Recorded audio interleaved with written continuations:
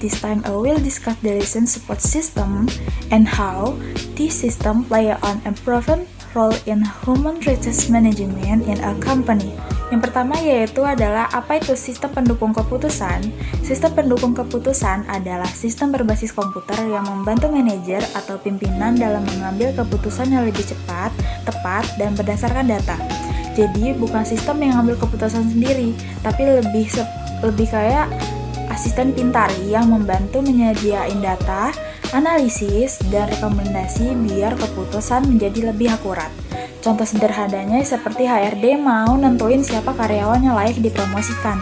Daripada memilih berdasarkan feeling, sistem membantu mengasih data, performa, absensi, penilaian kerja, dan rekomendasi terbaik. Yang kedua adalah tujuan dan fungsi SPK dalam MSDM.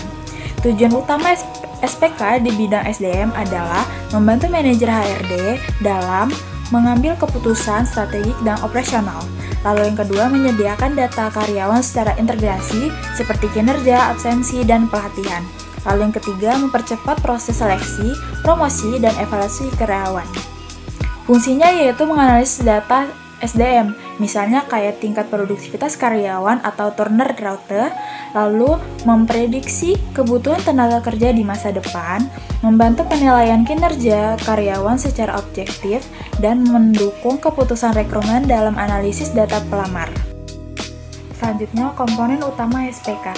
Sistem pendukung keputusan biasanya punya 3 komponen utama.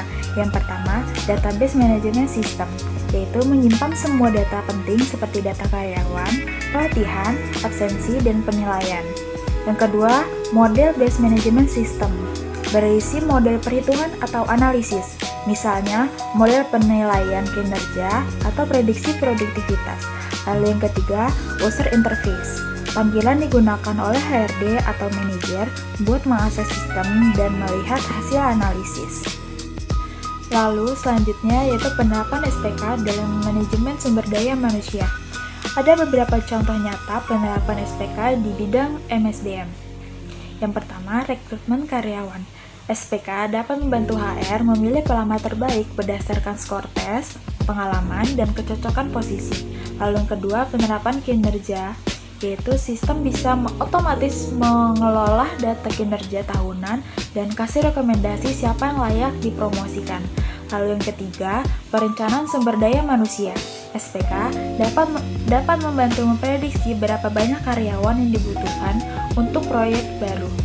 Lalu yang terakhir, pelatihan dan pengembangan. Sistem bisa identifikasi karyawan yang butuh pelatihan tambahan berdasarkan hasil evaluasi kerja. Ada contoh kasus sederhana, yaitu di perusahaan Lialfora Skincare, HRD menggunakan SPK untuk memilih karyawan terbaik bulanan.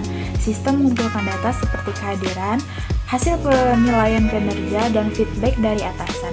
Lalu SPK menampilkan hasil skor akhir dan memberikan rekomendasi siapa karyawan terbaik yang layak mendapatkan penghargaan. Jadi prosesnya cepat, adil, dan berdasarkan data, bukan sekadar opini saja. Jadi, sistem pendukung keputusan membantu bagian HR dalam mengambil keputusan yang lebih objektif dan efisien.